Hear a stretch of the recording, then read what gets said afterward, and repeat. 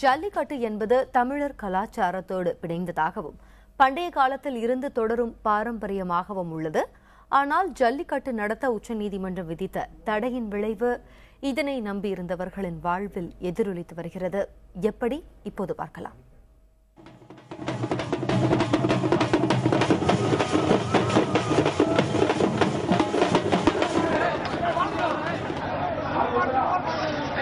வாடிவாசல் வழியே பாய்ந்து வரும் காளைகள், அவற்றை பிடிக்க வரிந்து கட்டும் இளைஞர்கள், ஜல்லிக்கட்டு உற்சாகத்தில் ஆர்ப்பரிக்கும் கூட்டம் என கடந்த ஆண்டு வரை ஜல்லிக்கட்டு கட்டுப்பாடுகள் நிபந்தனைகளுக்கு மத்தியில் நடந்து வந்தது.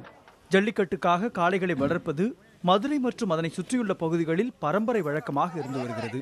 காளைகளுக்கான உணவு, நடைபயிற்சி என இதற்காகவே ஏராளமானோர் தங்கள் நேரத்தை ஒதுக்குவதும் உண்டு.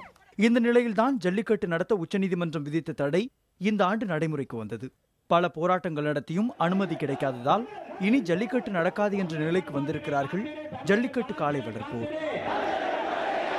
இப்போ மாடு வளர்க்குற எல்லாருமே என்ன பண்ணிட்டாங்கன்னா அதை விற்பனைக்கு கொண்டு போக ஆரம்பிச்சிட்டாங்க. விற்பனை கொண்டு போகிறாங்கன்னா அதை வந்து கேரளாவுக்கு ஏற்றுறாங்கன்னா அவங்க வந்து அதை அடிமாடுக்கு கொண்டு போயிடுவாங்க. கேரளாவுக்கு அடிமாட்டுக்கு வித்துடுறாங்க. அப்படி வித்துறப்ப என்ன நடக்குது அப்படின்னா அதை அறுவைக்கு தான் போதே தவிர அதை வளர்ப்ப அந்த இனம் இருக்குமா இல்லை பின்னாடி அழியுமானே தெரியல.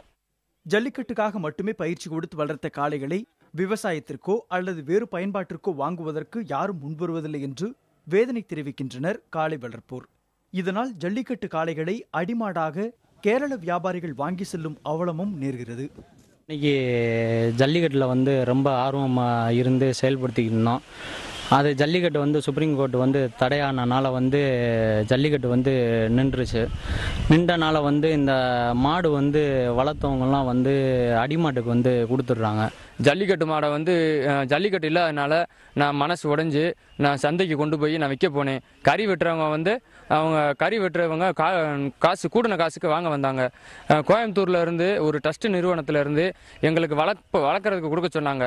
கம்மியான விலைக்கு கேட்டாங்க. அதனால ரொம்ப சந்தோஷப்பட்டு கடைசி வரைக்கும் உயிரோட இருக்குன்றனால நான் அவங்களுக்கு வந்து கம்மியான விலைக்கு நான் கொடுத்துட்டேன். கடந்த சில வாரங்களில் மட்டும் மதுரை மாவட்டத்தில் நடந்த கால்நடை சந்தைகளில் 104 ஜல்லிக்கட்டு காளைகள் விற்கப்பட்டுள்ளன. அடிமாடாக விற்கப்படுவது அதிகரித்தால் இந்த வகை காளைகளின் இனமே அழிந்துவிடும் என்கிறார்கள் கோவையைச் சேர்ந்த தனியார் தொண்டு நிறுவனமான வெள்ளியங்கிரி கோசாலை அமைப்பினர். நாளைக்கு ஒரு சந்தையில் 30 to 40 மாடுகள் கால்நடைக்கு வெட்டுக்கு போகிறது.